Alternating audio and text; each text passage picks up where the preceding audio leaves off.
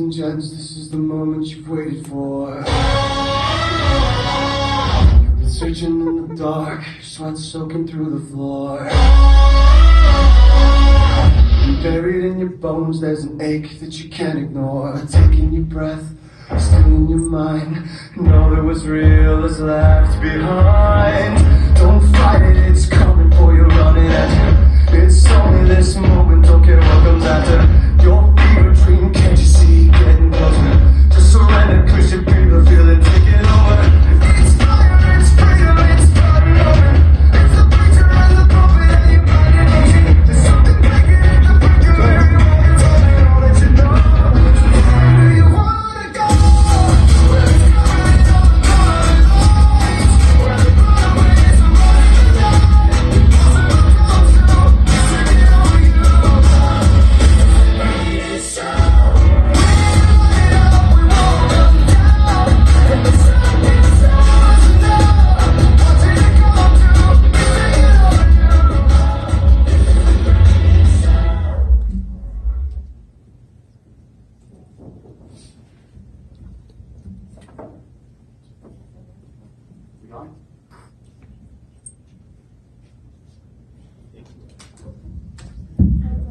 Right.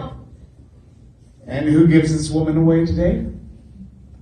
My wife and I.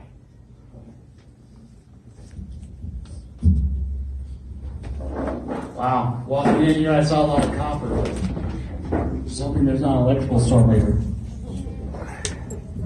Hey, can we get the house lights, please? She's going. We gotta do this. Wow. So, What an entrance. I know. Ladies and gentlemen, boys and girls, moms and dads, children of all ages, friends, Romans, countrymen, my fellow Americans. Steve, Sorry, we talked about this. Sorry. friends and family from near and far, we'd like to say hello to each and every one of you. Steve wants to do this in your native languages. Guten Tag, bonjour, konnichiwa, ni hao, good day, hola, privet, yeah, aloha, ciao. Thank you for calling tech support. Steve! Sorry. It's a difficult one, okay. Then there's our guests from here in the U.S., such as Utah, Well, hello there. the West Coast, Whoa, dude. Welcome to our gnarly wedding, man. the Midwest, So the Northeast, that one's actually a little hard one too. So it's got three. So well, hello there. And then there's hey yo, hey, how you doing? Hey, what you looking at, jackass turkey? No, okay. a lot from Texas, I just got two. It's like howdy or hi. How do you spell that? Hi. Hi. and of course everyone here in Colorado. So people who are not here from Colorado, I'm going to teach you how to do it. So it depends on if you're from the country or if you're from the city. So in the city, hey. From the country, hey. Steve. So that being said, Welcome to our wedding.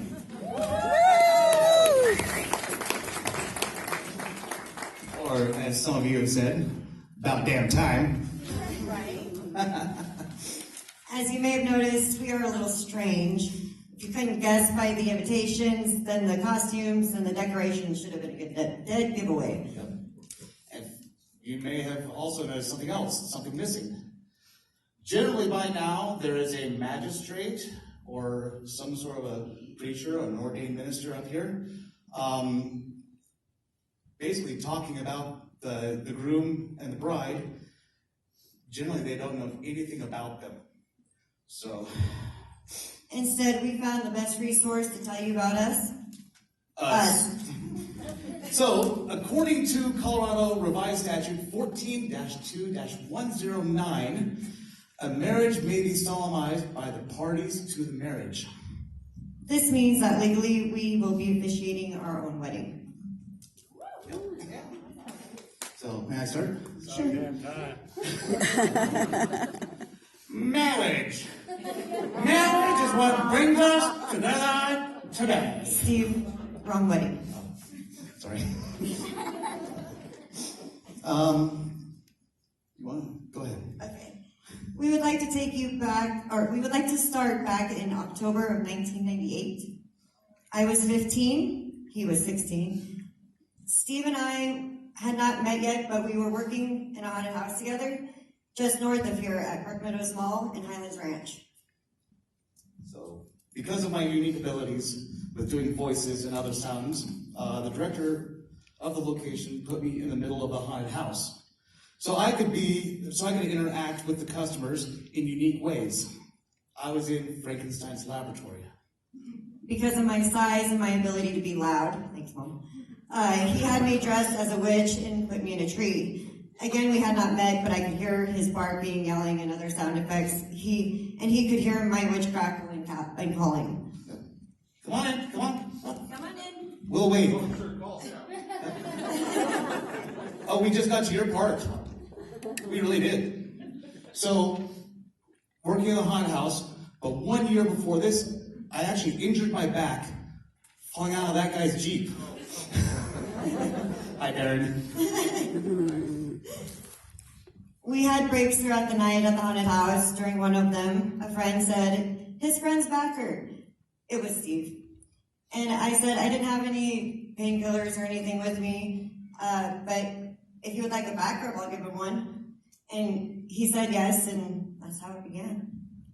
For the first week of being a couple, we didn't actually know what each other looked like.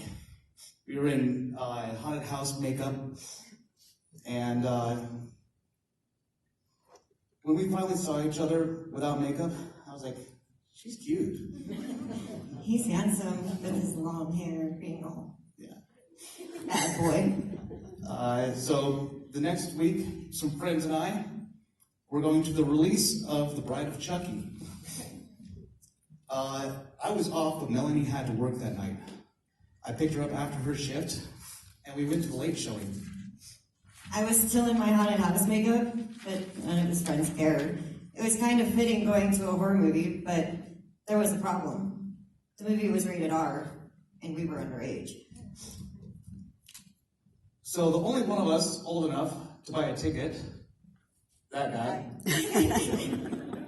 Hi, Darren. he bought one, and he snuck us into the back. After the movie, nobody really talked about the movie. Because we were too busy pointing out that I was wearing half of her makeup. That was our first date, and that was exactly 23 years ago today. Hence the wedding cake with the Bride of Chucky theme. So for the rest of October, we were inseparable. The director put us together in the same room, the final room. He was the chainsaw wielding maniac, and I was the unfortunate victim where it looked like half my legs were chopped off. I don't remember that. We made a good team and scared a lot of people. It was awesome. He lived in Castle Rock and I lived in Parker, but we spent as much time as possible together. We spent the following holidays together, meeting each other's families over Thanksgiving, Christmas. I drove through snowstorms just to see her. It was a great end to an otherwise terrible year. This whole time, I was an emotional wreck, just absolute roller coaster for me. Just a couple months before, in September of 1998, I lost my sister. The main reason I made it through that time were my amazing parents, my sister Chrissy, my closest friends, and working at the haunted house and my relationship with Melanie. I never met his sister, but I knew his heart was broken. and I wanted to help him whenever he needed someone. Our relationship only lasted about 5 months. Like I said, I was an emotional roller coaster. I didn't know how to interpret my feelings. He broke up with me, but he guaranteed that we would still be friends. It tore me apart, but I accepted it. I never stopped loving him. We kept true to our bond and stayed close friends. We were both involved in theater. I attended her school production of Bye Bye Birdie. And she came to my school production of One Flew Over the Cuckoo's Nest. Fitting. As time went on, so did our lives. We were both in and out of relationships. I moved to Texas, then back to Colorado, and then I went to Utah. And in that time, I had these 3 wonderful kids. These 3 right here that you see behind me. We talked over the phone, talked over AOL Instant Messenger. You guys remember that? Eventually chatted over text messages with cell phones that were finally capable of doing such. We never lost contact with another for very long. During hard times, he would send me music to cheer me up. There were constantly little things that would remind me that I loved him and hinted that somewhere inside he loved me too. We emotionally supported each other. We had both been married before today. In fact, I was the DJ at one of her weddings. I not only grew close to her, but also her amazing kids. A few years ago were the hardest for me. I escaped a terrible situation by doing what I felt was necessary. Sadly, I had to leave my children in the care of my parents and fled to New York. I knew what she was going through. I don't totally agree with her decision, but I supported her nevertheless. A large portion of my stay in New York, I was homeless, jobless, and surviving by selling my paintings and from the kindness of others. I was invited into a home during the winter months, for which I am very grateful for. I couldn't bear the thought of her being out there for another winter, so I talked her into coming back to Colorado. I picked her up, helped her get a long-term hotel room, helped her with transportation. We became closer than we had in years. I got a job, which I still currently have, moved my oldest son, Michael, out here from Utah. I helped Michael get a job with me. He became a great teammate and helped me with the rent and other expenses. After a short period, Steve and I decided to rekindle our relationship.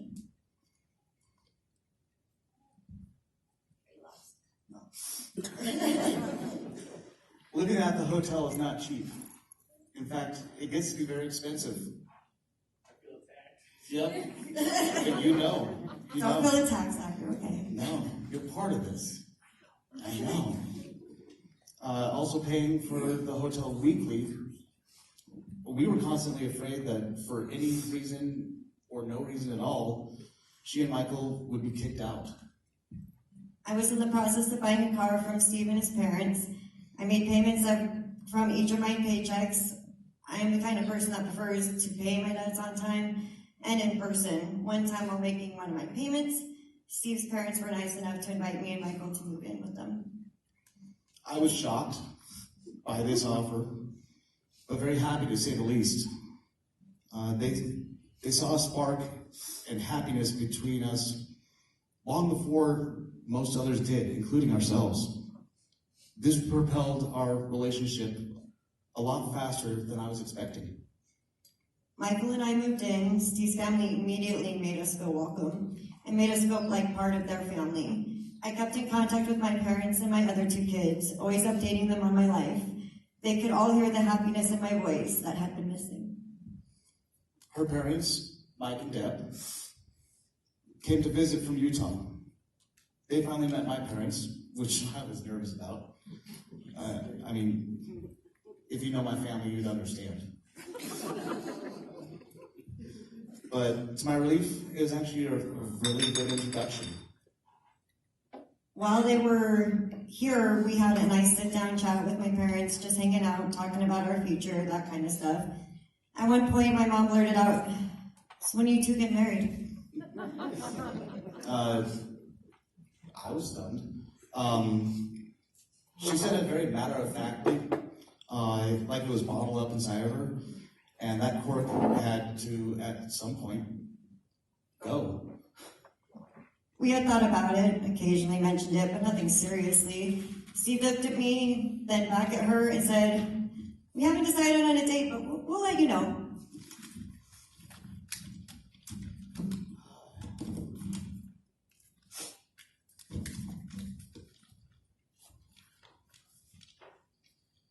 So I guess that was the proposal, because afterwards I just looked at her and said, well, that happened.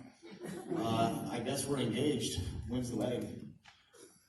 That's the quick version of 23 years, and that brings us to today. We are closer than ever. We enjoy each other's company. We share stories. We've even gotten so close we finish each other's Leftovers. No, seriously.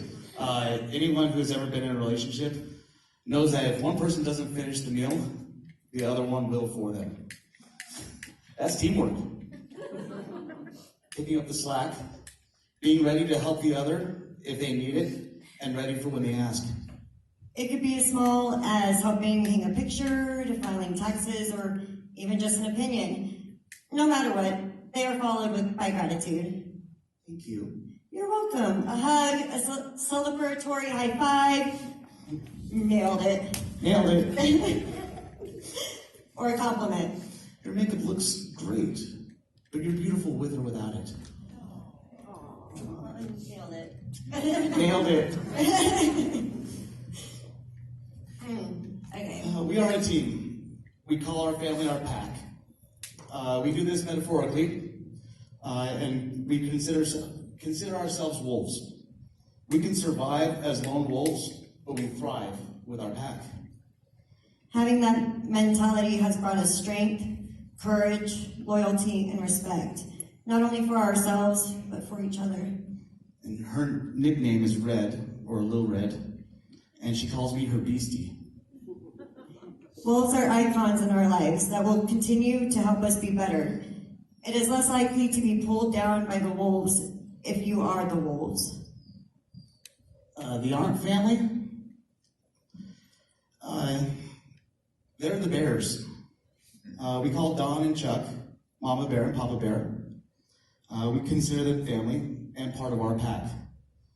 Also, Carrie and her clan, or whatever they call themselves. We got the wolves, we got the bears, I don't know. And everyone in this room today, you are here because you are also considered members of our pack. The invitation you received from us said a lot. It was difficult to fit everything onto those little cards.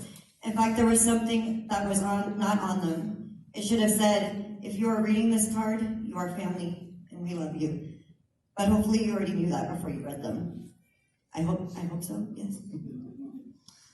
You are all part of our pack. And speaking of packs, we are actually missing one member up here, our ring bearer. Eros. Come here. Come here, Eros. Eros, come here. Eros. Eros, come here. Come on. Eros. Hey, Eros. This way. Over here, buddy. Eros. Over here. Good boy. Good boy.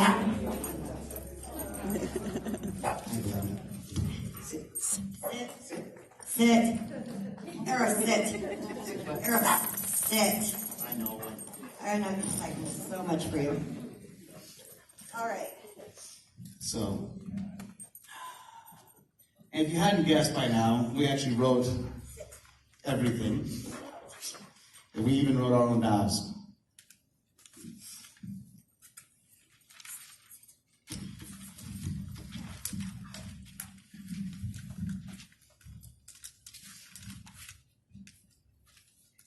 Oh, do we have the rings? Oh, they're one yours.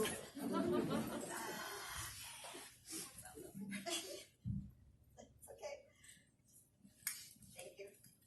Sorry. Could have been worse.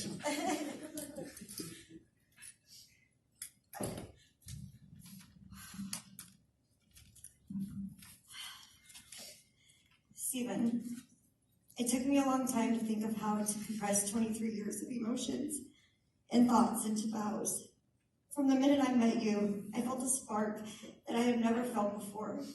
For example, within 15 minutes of meeting, working at night here on Blake Street 2, I was giving you a back rub, along with my number. You must have felt it too, because you called the very next day. Our first date 23 years ago today was sneaking in the side door of the AMC Theater on Broadway and watching The Bride of Chucky. Our friends all laughed at us because my makeup from work that night was on you and when we left. You were the first man I ever laid with, and I loved you enough then to have known I wanted you as my first. Even though we didn't stay a couple back then, I knew I wanted to keep you in my life. I always had you on my mind. Every minute I was alone with my thoughts, you were there. I even told all of my exes that if you came knocking and said you wanted to be with me, I would leave them in a heartbeat. Everyone around me knew that my heart belonged to you. As more time passed, we grew closer, always talking to each other every chance we could, especially when needing to be each other's comfort as we dealt with each other's separate battles. Helping when needed by making each other laugh, listening, and giving advice without fear. To sending each other songs as coded love messages. Whenever things were at their worst for me, you were there. Your hugs are my happy place as you melt all of my stress away with your embrace. Having that connection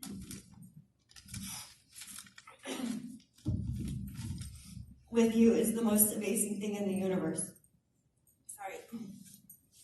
I never have to worry about you judging me or trying to change me because you know who I am and you accept me for me. You also know that I will never judge you nor try to change you because I love you just the way you are. I love you more than I could ever put into words. You are my best friend, my coworker, my light, my muse, my inspiration, my lover, my goober, my big bad wolf, aka Beastie, my teddy bear, and today you become my husband. So today, as I become your wife, I vow to you today that I will always be your strength when you are weak, your comfort when life is weighing you down, an equal partner, and forever your best friend. I vow to stay loyal and true, even if the road gets bumpy along the way, and I vow that I will love you each and every day for the rest of our lives.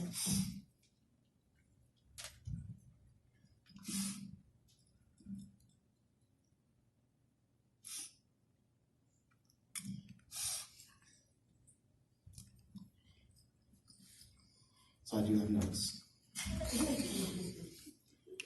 But they've changed every day for the past year. I've been thinking about the vows. I've written them down 100 times. Eros has heard me repeat my vows to you 300 times. When he's not in the car with me, I've rehearsed them about 1,000 times. They keep changing every single time. I do have my notes. I have spoken on stages. I've been in movies. I've been on TV. I've spoken in front of hundreds of people. This is the most nervous I've ever been. I'm not scared.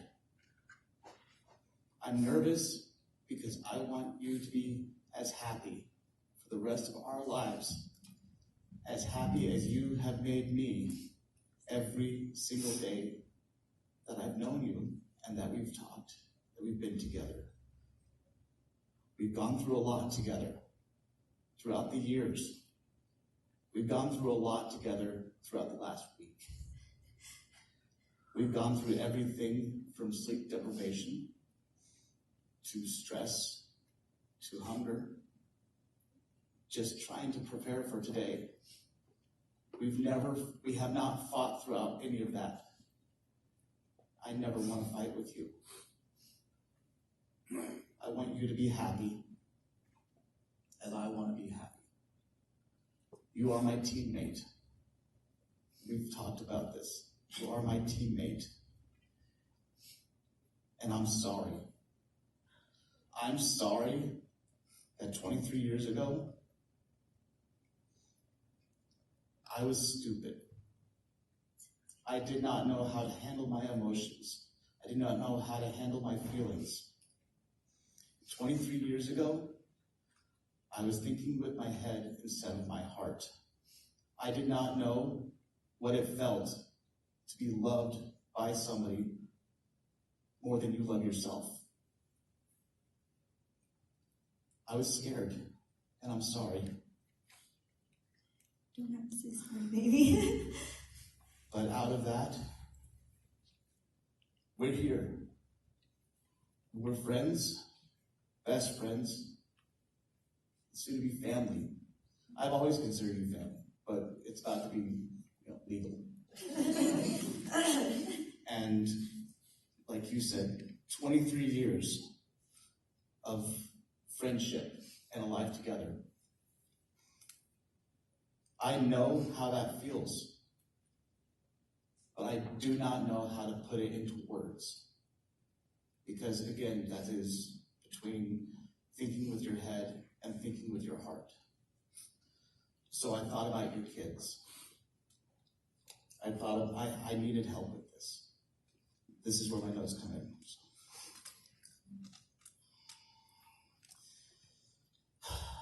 Melanie, you are the kame to my ame. Right, Michael? You are the scream to my horror movie. You are the pizza to my Five Nights at Freddy's.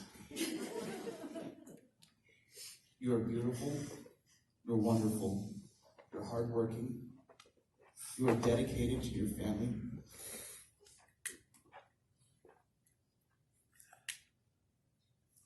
Can't read your handwriting this way. Perfect. You are perfect.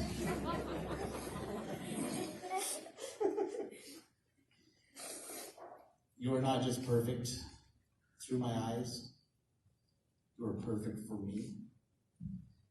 And I just want to be as perfect for you. And I honor and cherish you for the rest of our lives, forsaking all others, for as long as we both shall live.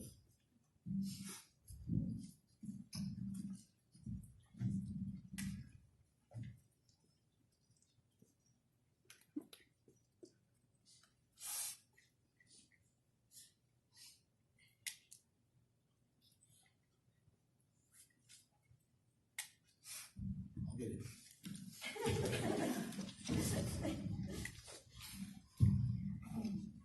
We now pronounce us husband and wife. Nailed it. Ladies and gentlemen, this truly is the greatest show for a long time. Hey, ours, come.